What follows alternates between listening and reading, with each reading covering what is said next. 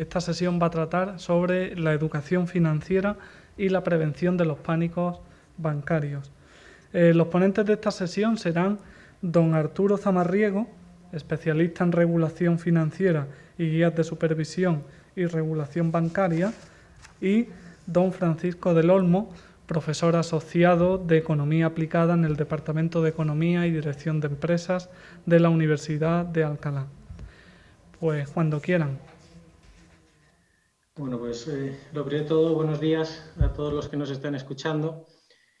Antes de nada, como supongo han hecho todos los ponentes, agradecer a Edufinet que nos haya invitado a esta ponencia, principalmente no tanto porque nos haya invitado, sino porque haya continuado con la ponencia, ¿no? A pesar del COVID-19. Tanto Francisco como yo debemos decir que nos hubiera gustado estar mejor en Málaga y con eso nos engañaron. Pero bueno, ¿no? Al menos nos estamos adaptando a los nuevos tiempos y estamos francamente agradecidos. Lo ha comentado, tenéis nuestra experiencia laboral, como han dicho al principio. Yo soy asesor de entidades reguladas, tanto de crédito como de pago, y participa en muchos temas académicos como ponencias y obras colectivas. Francisco, te dejo una breve introducción. Sí, buenos días, y yo también agradezco vuestra asistencia a este foro. La verdad es que es una oportunidad para los dos en el sentido de que aunamos una experiencia profesional de ambos en el sector financiero desde distintos puntos de vista, pero todos ellos relacionados con el ámbito de las finanzas y de la educación financiera, junto con este devenir académico que también tenemos cierta experiencia en ello y que creemos que es clave a la hora de poder orientar mejor nuestros conocimientos hacia este ámbito y poder incluso realizar ciertas recomendaciones en términos de política económica y profesionales. Por lo tanto, muchas gracias por la oportunidad y comenzamos ya en breve nuestras aportaciones a este foro. Muy bien, pues lo primero de todo, comentaros, cuando nos juntamos Francisco y yo para tratar del tema que nos gustaría exponer, nos fijamos en un tema que nos pareció interesante, ¿no? Que es la relación que hay, y ahora Francisco está conectando la presentación para que sea más didáctico la ponencia, sobre la relación que hay entre la educación financiera y la estabilidad financiera, que ni mucho menos es simple, pero que en la propia definición de educación financiera, que veremos en la siguiente slide, relacionan ambos conceptos, ¿no? Entonces, ¿qué nos queremos preguntar nosotros hoy? Pues, en primer lugar, si existe una relación empírica, es decir, si los datos demuestran de que la educación financiera mejora la estabilidad financiera. Os quiero adelantar que lo vamos a hacer la ponencia lo más simple posible, no os preocupéis, para reflexionar dos o tres conceptos muy claros. Pues uno de ellos, el primero, como decía, era el hecho de que si realmente existen datos empíricos, y hemos hecho un estudio propio sobre la educación financiera y la estabilidad financiera.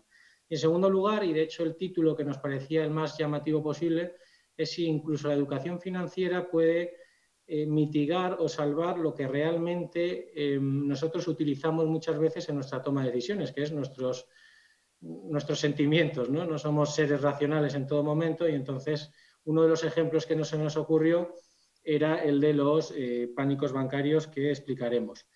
Y finalmente, pues daremos un par de conclusiones sucintas sobre lo que nosotros vemos de cómo puede mejorar la educación financiera para que haya más alineación entre esta y la estabilidad financiera.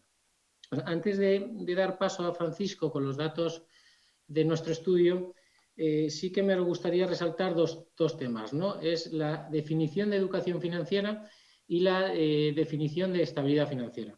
Bien, si nosotros vamos al concepto de educación financiera, que además aquí debemos decir que no hay mucha controversia, ¿no? Es un concepto bastante homogéneo en todos los organismos, en el cual se centra bastante en definirla como las mejoras que se pueden dar al consumidor para que tenga mayor conocimiento en la toma de decisiones en la contratación de servicios financieros. Es decir, en otras palabras, que cuando nosotros contratamos un servicio financiero en un ámbito amplio, o sea, cuando hablo de consumidor estoy hablando de persona física, pero también pensemos en personas jurídicas como las pymes, seamos conscientes de los riesgos que eso conlleva. Y al ser consciente de los riesgos que eso conlleva, lógicamente, como pone la slide, pues mejora nuestro bienestar financiero.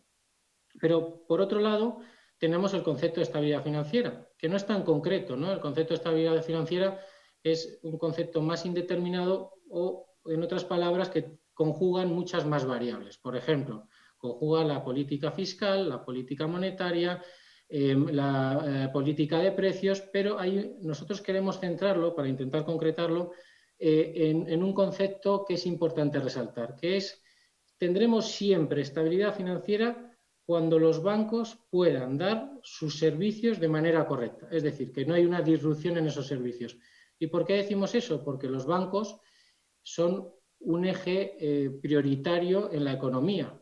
Son un eje prioritario principalmente porque dan funciones esenciales. Y ese tipo de funciones esenciales, como bien conocéis, son la captación del ahorro, los medios de pago o, si el banco tiene una importancia relevante, el proveer de financiación a nuestros particulares y a las empresas para que la economía fluya. Entonces, queremos centrar la definición de estabilidad financiera en el papel de los bancos. Desde un punto de vista teórico, es claro que si nosotros tomamos decisiones informadas y correctas y no asumimos riesgos, por ejemplo, el ejemplo más claro es que una pyme o un particular no tenga un sobreendeudamiento alto que no le permita posteriormente tener un bienestar financiero, un equilibrio financiero. Pero igual una pyme que tenga un sobreendeudamiento alto, lógicamente no va a poder seguir funcionando en los próximos años y eso va a afectar a la economía. Está claro que teóricamente, a mejores decisiones individuales, una clara repercusión en la estabilidad del sistema, en la economía, en la estabilidad financiera, ¿no? Y en que los bancos también puedan seguir dando sus servicios. Claro, pero lo que aquí queremos discutir no es tanto ese concepto teórico, sino si realmente eso hay una correlación, como decían los datos, pero algo más importante todavía, si la educación financiera nos hace conscientes de eso. Es decir, si cuando tomamos decisiones cogemos variables únicamente micro o realmente estamos tomando las decisiones teniendo en cuenta la importancia que tienen nuestras decisiones en bienes más amplios o colectivos, ¿no? Y aquí es importante decir que quizá, y eso adelanto las conclusiones, aquí hay bastante camino por recorrer, ¿no? Quisiera poner un ejemplo que a lo mejor es casi más fácil de entender, ¿no? Que es como el hecho de la sostenibilidad, ¿no? Ahora estamos en un gran reto climático, en un gran reto de vencer los excesos del ser humano en cuanto al medio ambiente, y quizá hoy en día somos más conscientes de que nuestras decisiones individuales en esa materia repercuten de manera beneficiosa en aspectos más amplios, como es parar el cambio climático. Pues desde el punto de vista financiero debería ser lo mismo. Deberíamos pasar a una economía consciente, a saber que nuestras decisiones tienen impacto. Y eso depende muchas veces no solo de la información que recibas, sino de cierta actitud, ¿no? De cierta responsabilidad social y de cierto, como digo yo, conciencia con la dificultad que tiene eso en su medición, ¿no?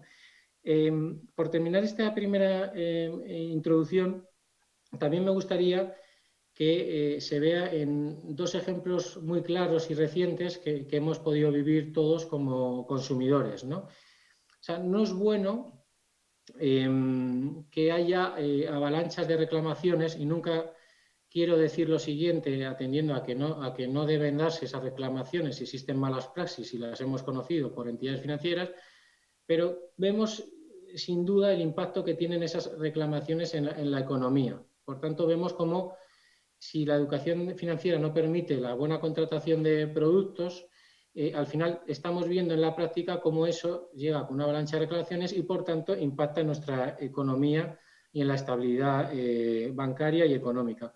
Y además, por terminar, vemos cómo pone a los tribunales, incluso a los jueces, muchas veces en defender dos bienes que son igualmente defendibles o que la Constitución los protege, ¿no? Como es la estabilidad financiera y la protección al consumidor.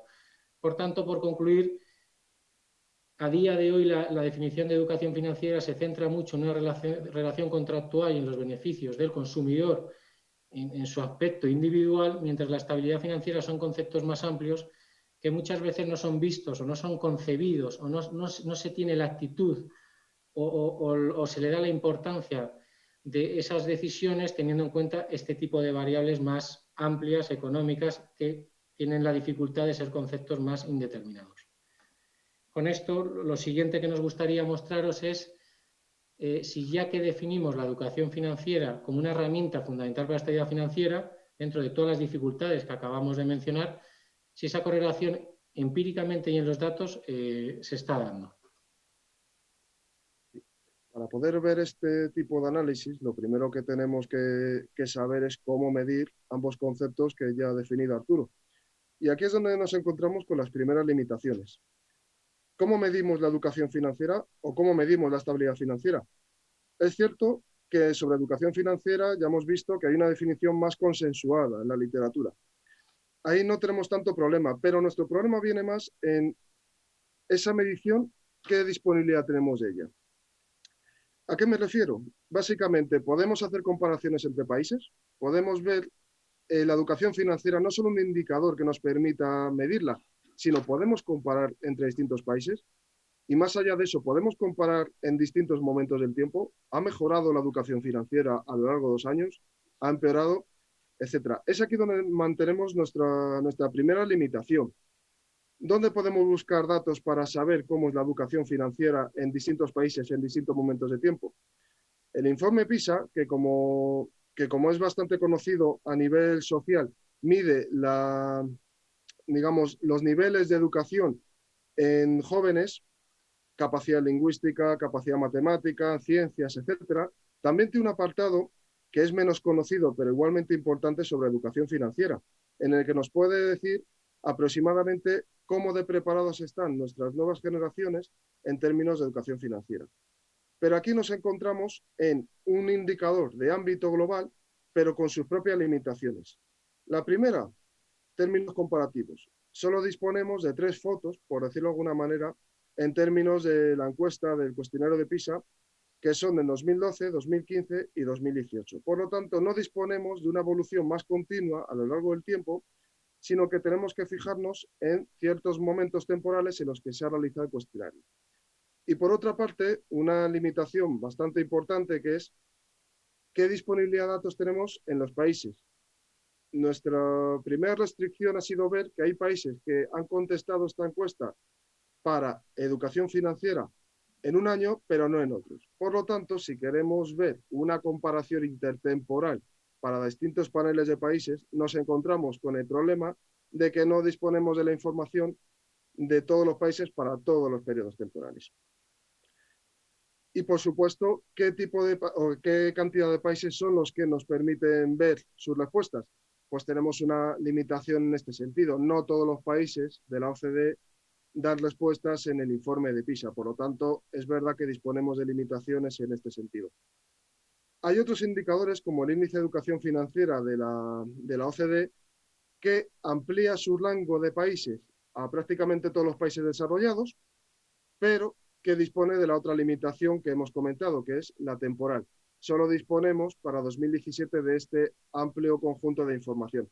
Por lo tanto, tenemos que jugar, que movernos entre ambos tipos de indicadores para poder llegar a ciertas conclusiones del estudio que hemos querido hacer. Por el lado de la estabilidad financiera, lo primero que tenemos que ver es, como bien ha comentado Arturo, qué es la estabilidad financiera. Hablamos de precios, política monetaria, política fiscal, hablamos de estabilidad en los mercados financieros, hablamos de estabilidad bancaria, que es donde nosotros vamos a centrar nuestro análisis, pero dentro de la estabilidad bancaria, ¿de qué hablamos? Solvencia, niveles de capital, hablamos de liquidez. Digamos que existe divergencia a la hora de poder conjugar todos los intereses que tenemos para poder mostrar unos datos relativamente robustos. Para ello tenemos digamos, el medidor, el indicador que mejor hemos visto, que más adecuado hemos visto para hacer nuestro análisis, es el índice global de competitividad que publica todos los años el Banco Mundial, y en el cual uno de los pilares más importantes de competitividad es la solidez del sistema bancario, que conjuga distintas perspectivas, como es la solvencia, como es la liquidez, etc.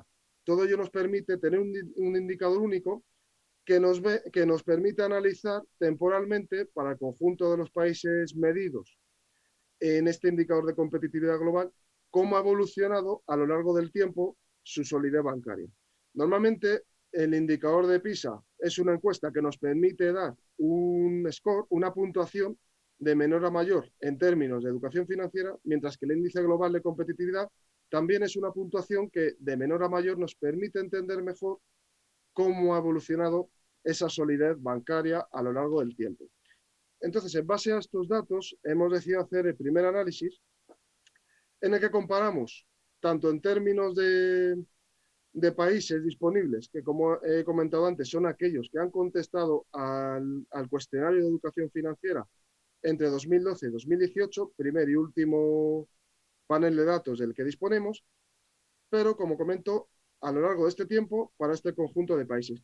Nuestra pregunta es cómo han evolucionado, en este primer lugar, en la educación financiera para estos países.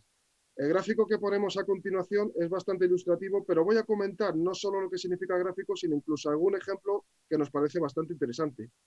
Este gráfico nos permite representar en el eje de las X el nivel, digamos, de puntuación en educación financiera que había con respecto a la media. Hemos relativizado los países con respecto a la media y podemos ver qué países andaban por debajo de la media de los países analizados y cuáles por encima de la media.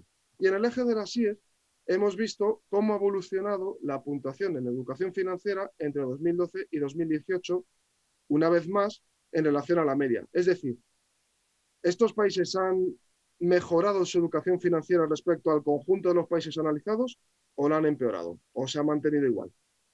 Pues fijémonos en las primeras conclusiones que nos parecen bastante interesantes.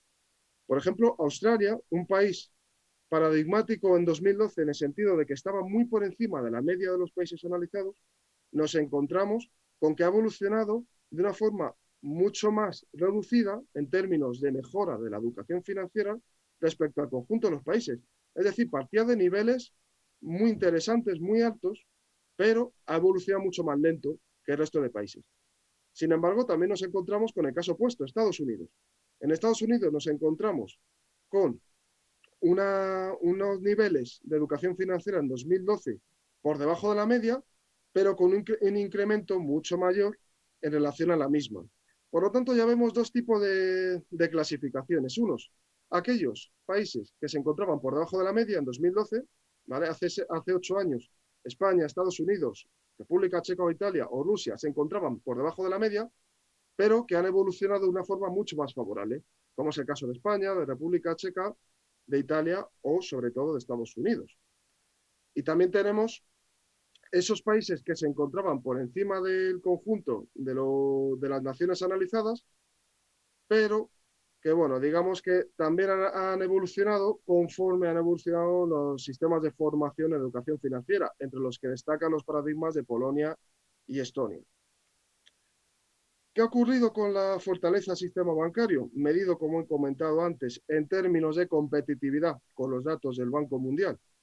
Pues nos encontramos conclusiones en algunos casos similares al que hemos visto en educación financiera. Por lo tanto, ya vemos cierta coherencia en algunos países. En este caso, Estados Unidos o España, por ejemplo, partían de niveles inferiores en estabilidad del sistema bancario en 2012, pero las políticas puestas en marcha han permitido aumentar con creces esa fortaleza a lo largo de los últimos años. Qué duda cabe que nos encontramos en dos sistemas bancarios que sufrieron especialmente la crisis. Estados Unidos como cuna de la crisis de 2007, España en la que, qué duda cabe, ha habido una reestructuración monumental del sistema financiero y en la que existen muchas menos entidades, pero muchas más solventes. Como se ha visto en los inicios de la crisis de la COVID-19, el sistema financiero español se ha encontrado niveles de solvencia, liquidez, etcétera, solidez, en términos generales, mucho mayores de lo que se encontró al inicio de la crisis de 2007.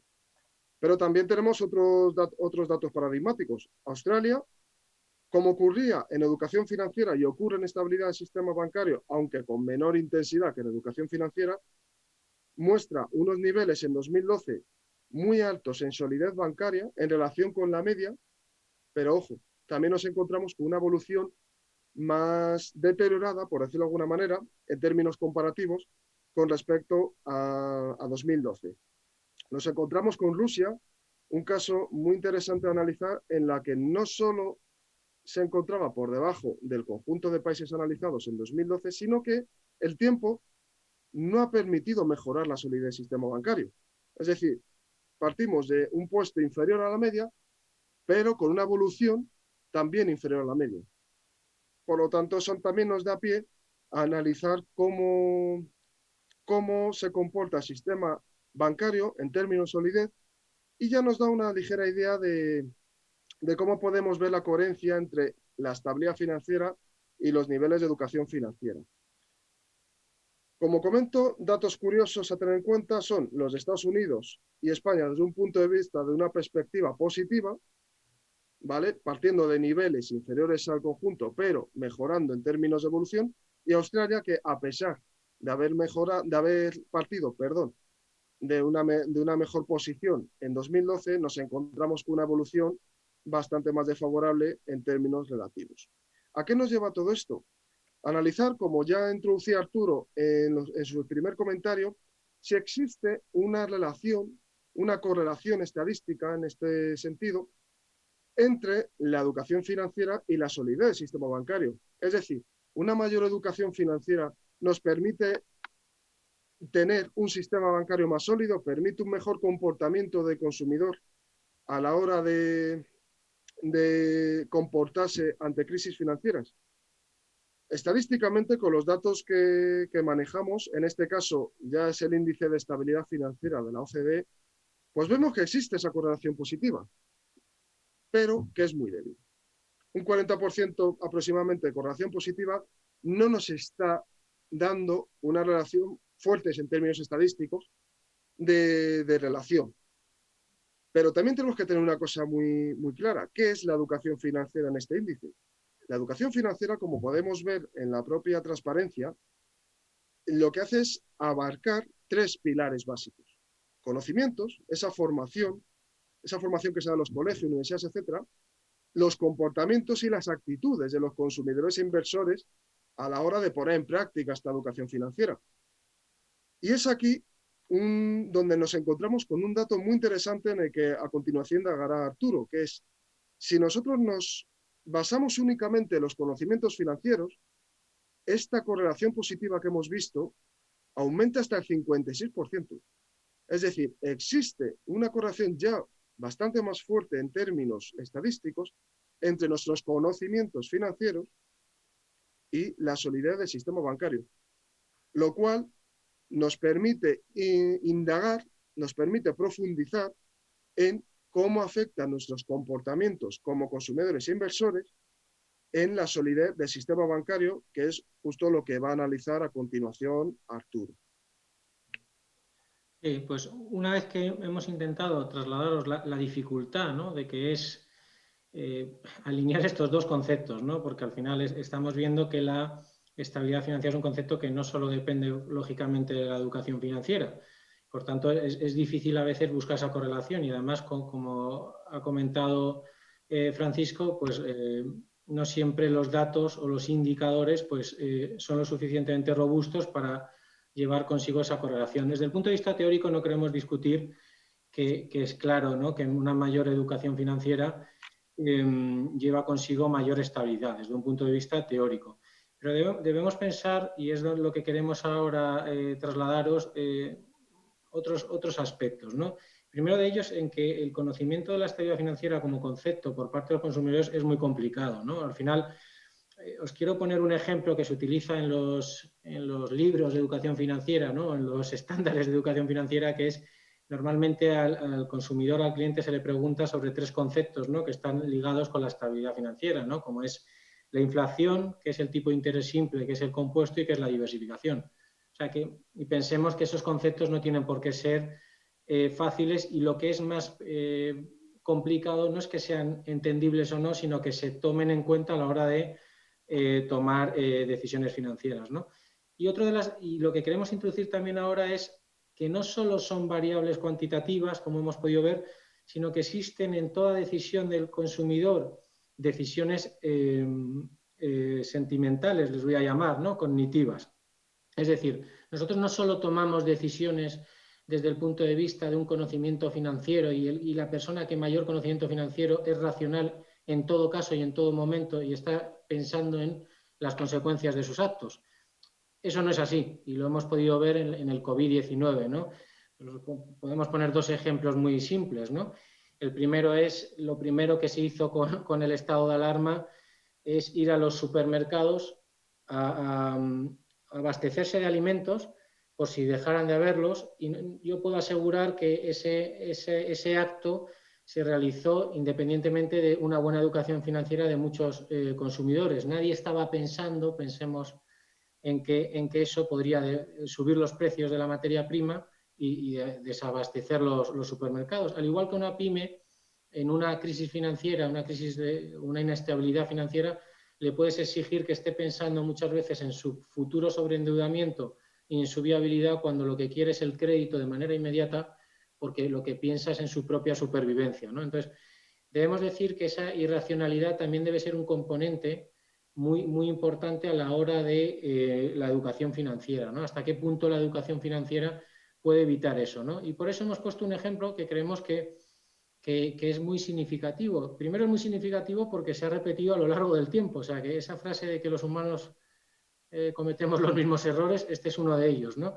Los pánicos bancarios, ¿no? Los pánicos bancarios, ¿qué son? Los pánicos bancarios es la retirada de manera masiva por parte de los clientes del dinero que tienen depositados en un banco, ¿no? ¿Y por qué lo hacen? Lo hacen por diversos motivos, principalmente porque piensan, lógicamente, que que no le van a devolver ese dinero. Fijaros lo importante de esto, ¿no? Decía que los pánicos bancarios, bueno, los primeros, seguramente haya más ejemplos, ¿no? Pero desde 1907, con la caída bursátil en Nueva York, hubo un gran pánico bancario, en la recesión, y en nuestros tiempos hemos visto como Banco Popular quebró por un motivo de liquidez, por una salida masiva del dinero. Vemos como Caixa y Sabadell han tenido problemas de pánicos bancarios por un tema político, como fue la declaración de independencia, o en la crisis de 2008 también ha habido ejemplos. O sea, que es algo que se ha repetido. ¿Qué ha pasado? La gente no sabe que eso perjudica a la estabilidad, no toma esa variable en su decisión.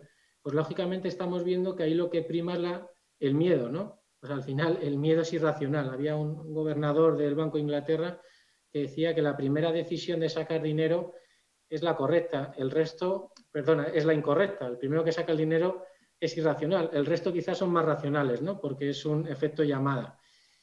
Pero vemos en todo caso que aquí no priman en ningún caso la educación financiera. Es decir, volvemos a repetir, el cliente bancario no está pensando en los efectos globales que tiene esa decisión.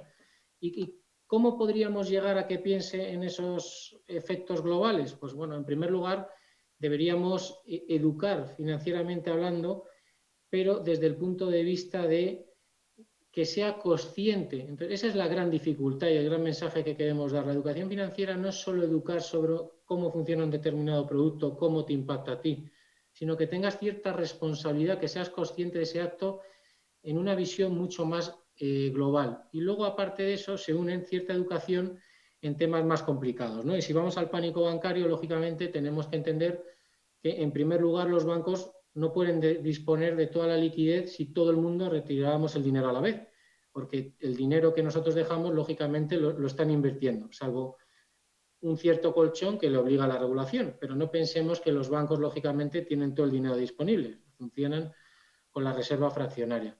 Tenemos que saber, antes de tomar esa decisión, que esa decisión perjudica al colectivo, al interés colectivo, porque si ese banco en cuestión quiebra y si es sistémico con mayor razón, nos va a perjudicar a futuro a nosotros.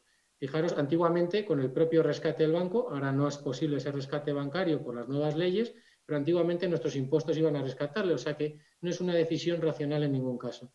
Tenemos que saber también que cuando tomamos esa decisión irracional de sacar el dinero, que lógicamente no hay ningún riesgo. ¿Por qué? Porque los menores de 100.000 euros están protegidos por el fondo de garantía y el dinero que está por encima de esos 100.000 euros, en el caso de una quiebra bancaria, es difícil que se pierdan, porque en la predación, como si fuera una administración concursal, el último al que se le tocaría en todo caso sería el depositante y, por tanto, hay muy pocas probabilidades de que haya un riesgo real de que no se devuelva el dinero. ¿De qué nos sirve este ejemplo? De que quizá quizá estamos viendo en la práctica de que no se están teniendo de la manera que a lo mejor podían tenerse las variables cualitativas a la hora de, cualitativas o sentimentales, podemos decirle, a la hora de estar hablando de la educación financiera, ¿no? Lo que se ha llamado la salud financiera en algunos casos, ¿no? ¿Cómo podemos mitigar esas variables que son más irracionales? No acabar con ellas, porque quizá no se pueda, pero sí mitigarlas, ¿no?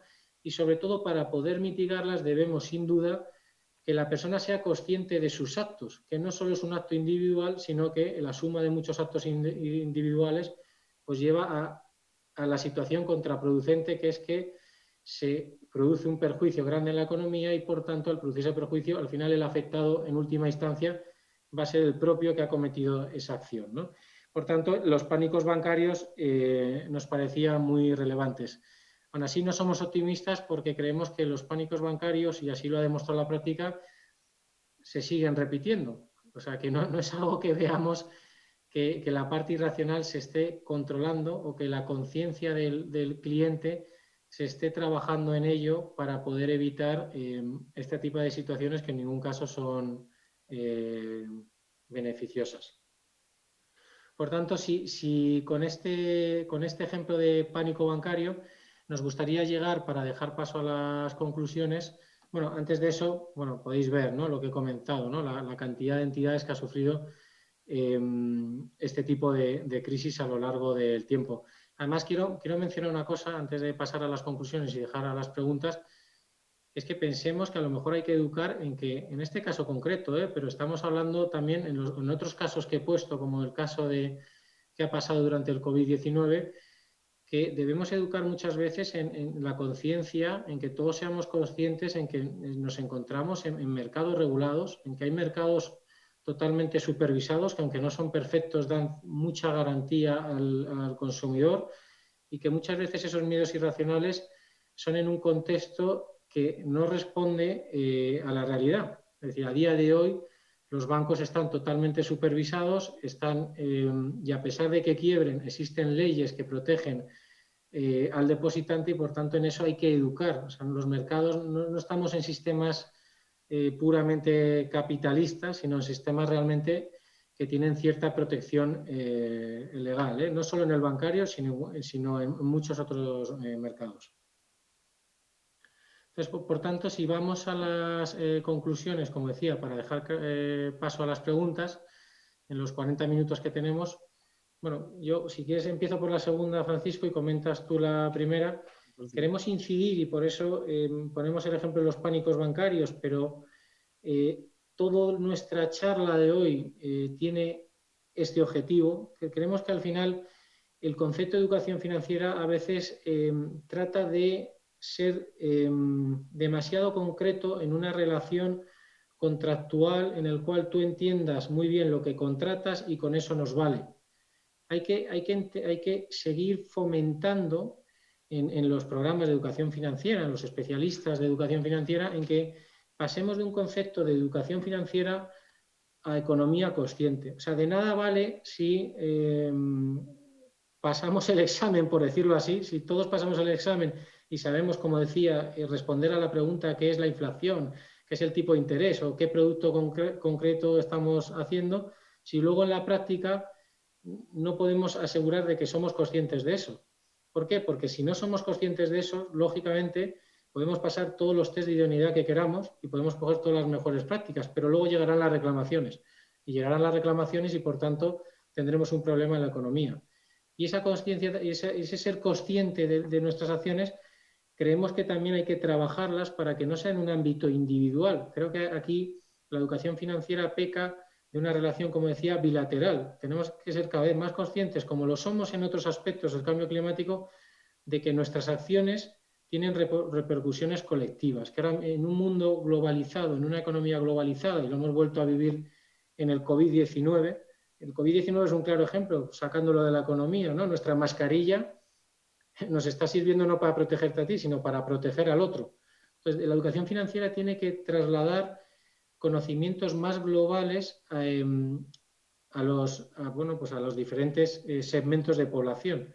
Y esos conocimientos deben ir con conceptos a lo mejor no tan complicados como estabilidad financiera, pero empezar por otros conceptos, como he dicho, como pueden ser qué es un banco, para qué sirve un banco, por qué es importante un banco en la economía, qué supone la inflación, qué supone, cómo estoy protegido de mis ahorros, cómo afecta que yo saque esos ahorros al resto de la economía, cómo puedo crear yo con una acción un pánico en los demás, etcétera, etcétera, ¿no? Y en eso, tanto Francisco y yo coincidimos de que el concepto de educación financiera nos gustaría que pase a un concepto que denominaríamos economía consciente. Sí. Y consideramos además que para poder llevar a cabo este paso, para poder profundizar más en este camino, tenemos que saber medir, tenemos que saber tener ciertos datos que podamos utilizar para llevar a cabo políticas. Es decir, sabemos que nuestro país es bueno en educación financiera, sabemos que nuestros ciudadanos están educados desde el punto de vista financieramente. ¿Cómo lo sabemos? ¿Cómo medimos esa evolución? ¿Cómo medimos la mejora?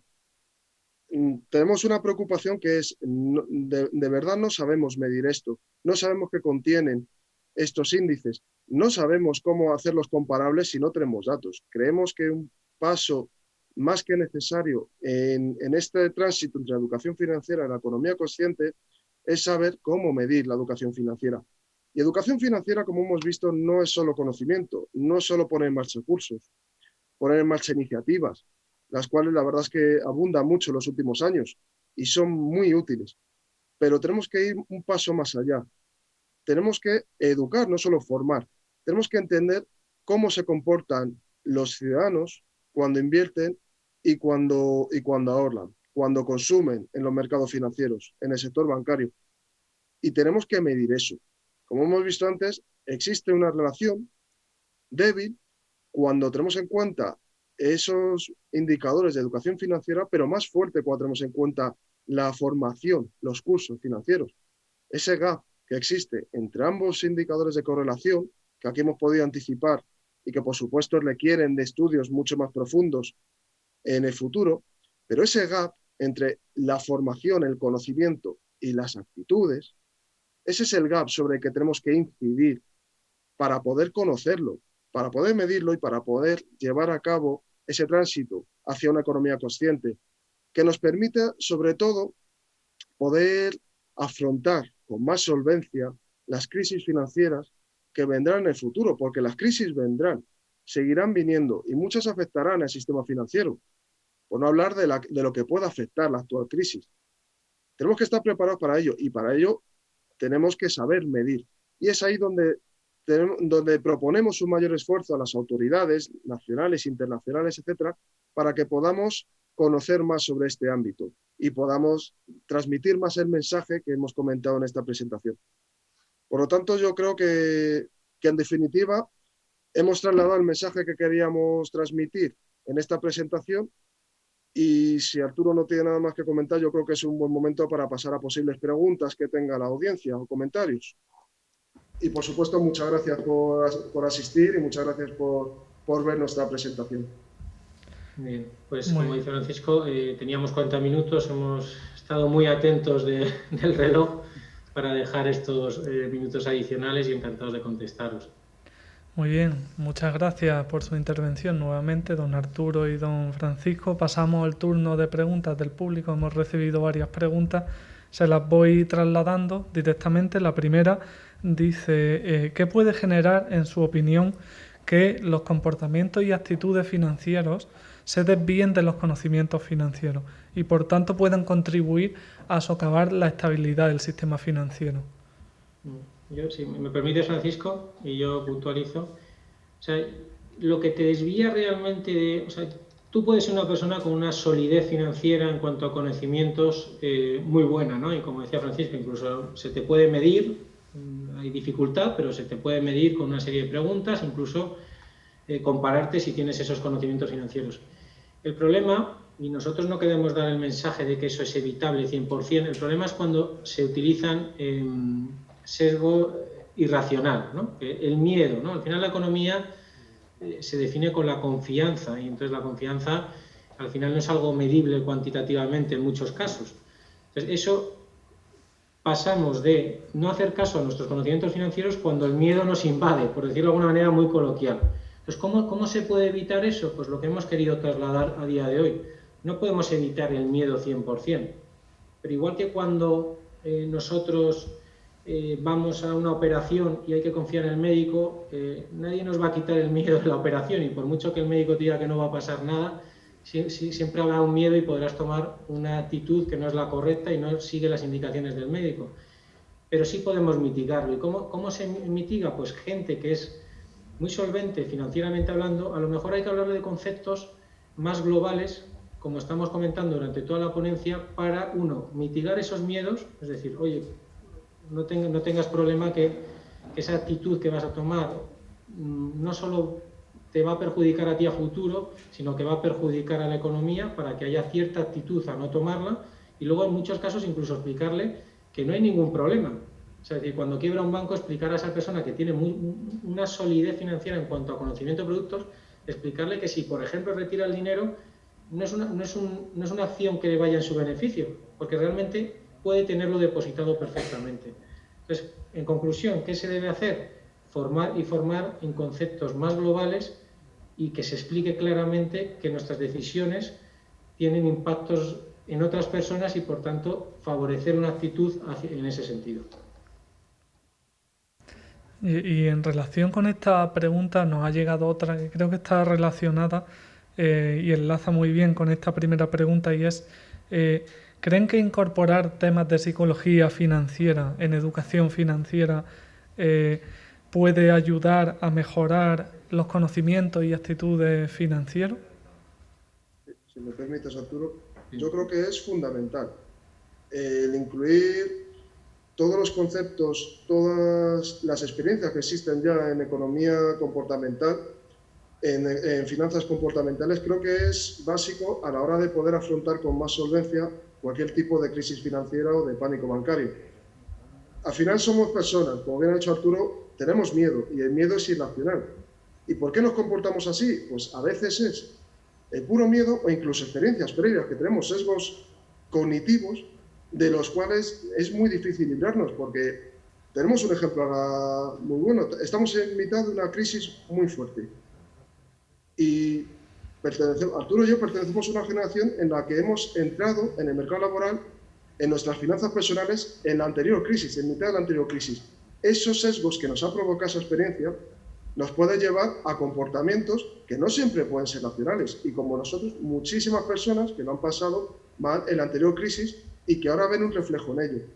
Creemos que esos empujoncitos, en términos de Taylor, que permiten a la educación, a la economía comportamental ayudar a vencer esos miedos, a afrontar las posibles crisis desde un punto de vista más racional, creemos que son fundamentales para poder llevar estos conocimientos, digamos, y reducir al máximo esas actitudes, esos comportamientos irracionales que nos llevan a cometer decisiones que son malas, son negativas, tanto para nosotros individualmente como para la sociedad en su conjunto. Por lo tanto, sí, creemos que es una buena y necesaria medida.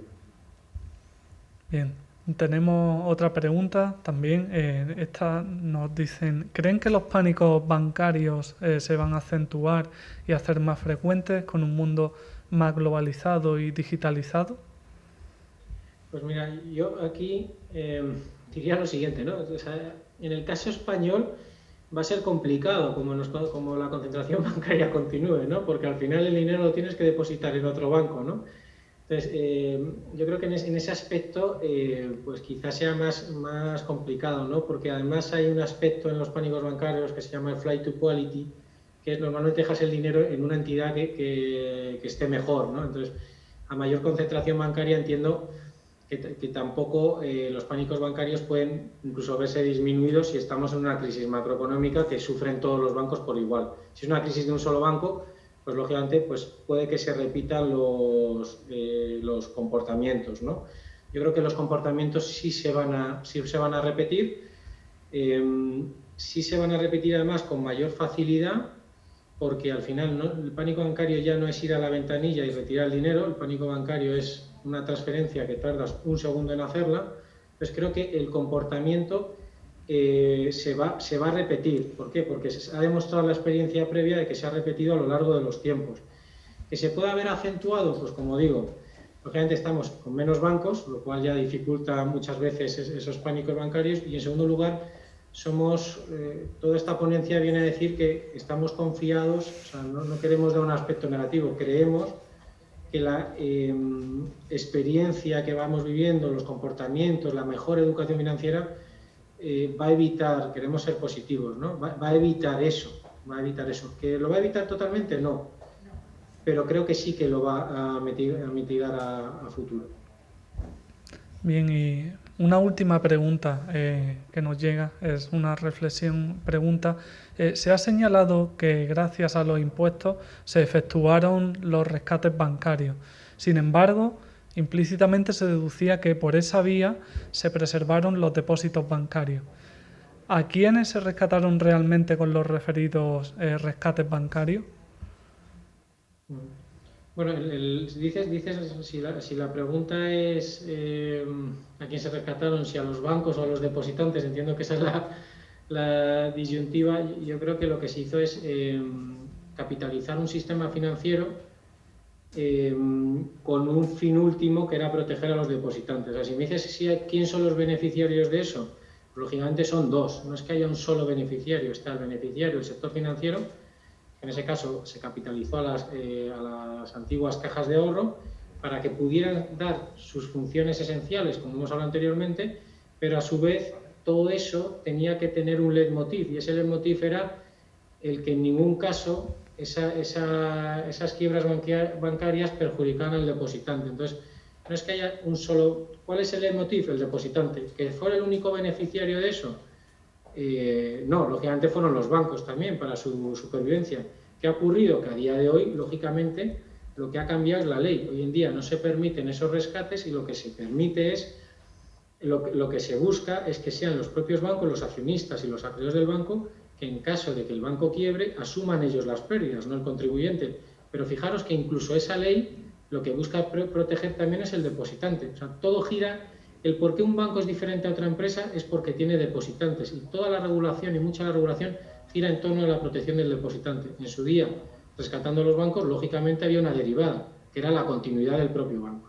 Hoy en día quebraría el banco y se vendería, como pasa en Banco Popular, el depositante quedaría salvaguardado, y las funciones esenciales que daba el Banco Popular pues las está dando el Banco Santander.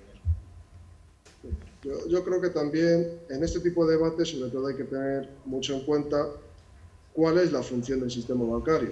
Es decir, se escucha mucho, se rescata a los bancos, en realidad a las cajas de ahorros en la anterior crisis, pero en realidad, ¿qué es lo que se está haciendo? Como hemos comentado en la presentación, hay una función básica de los bancos: captar depósitos, captar el ahorro de las personas y encaminar esos depósitos, ese ahorro, a agentes, a personas, a empresas que necesitan esa financiación para realizar su actividad. Si ese flujo sanguíneo se corta, ¿qué ocurre con la sociedad? Entonces ya no es una cuestión solo de impuestos. Es una cuestión de qué ocurre con una empresa que me está dando a mi trabajo, que no puede financiar su actividad normal y que cae. Por lo tanto, ya no es el impuesto que pago yo. Es que podría quedarme sin trabajo el día de mañana porque mi empresa no funciona. Pero ¿qué ocurre con mi hipoteca? Si no existieran los bancos, si no existieran estas medidas para salvaguardar el sistema financiero, ¿podría comprarme una casa con mi capacidad de ahorro? En un país como España, que tiene una capacidad de ahorro de las más bajas en términos europeos. Claro, tenemos que tener en cuenta todo eso. ¿Por qué se hace este tipo de leyes? ¿Por qué se rescata aparte el sistema financiero? Pues para que los ciudadanos también podamos cumplir con nuestros objetivos vitales, podamos trabajar, etcétera. Por lo tanto, como bien decía Arturo, no solo son los bancos los que están beneficiados por este tipo de normativas o de medidas, sino que los propios ciudadanos, aunque a veces es verdad que nos enfadamos por el tipo de medidas, nos enfadamos por lo que vemos en los medios, al final somos el último objeto de este tipo de medidas, porque si no existe un sistema financiero saneado, peligra nuestra vida normal, peligra nuestras decisiones normales, y eso es lo que se intenta salvaguardar. Muy bien, pues muchas gracias nuevamente por su intervención